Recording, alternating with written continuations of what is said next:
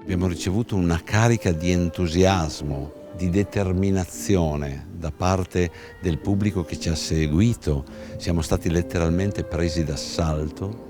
e questo per noi, alla fine di un periodo così complicato, ha significato veramente una grande iniezione di positività, di entusiasmo e di motivazione.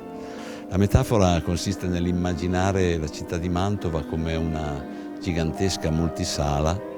dove in 20 sale diverse di bellezza inimmaginabile, le nostre location del festival, vengono proiettate delle storie. 18 storie diverse, sono le nostre 18 trame, i nostri 18 filoni tematici. Questa visione un po', come si può dire, onirica del festival,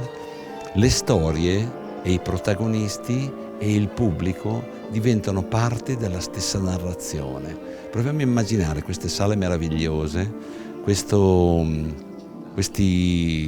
250 artisti che sono i protagonisti delle storie che noi andiamo a seguire nelle varie sale, che si mescolano fra il pubblico e diventano anche lì parte integrante, non più sugli schermi, ma parte integrante della storia assieme al pubblico che anch'esso diventa imprescindibile protagonista della storia. Ci pensavo giusto oggi pomeriggio, piazze come queste, come Piazza Santa Barbara o Piazza Castello dietro di me,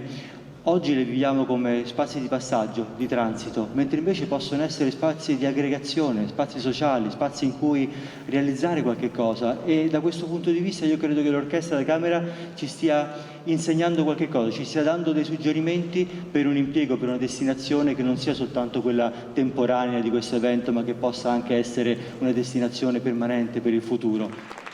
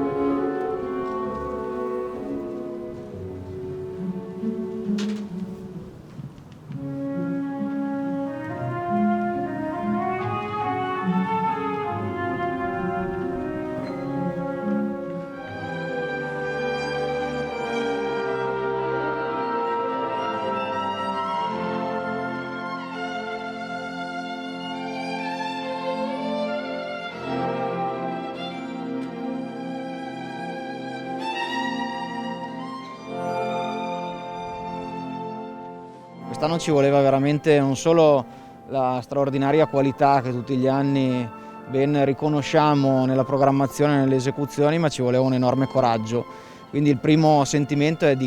gratitudine assoluta,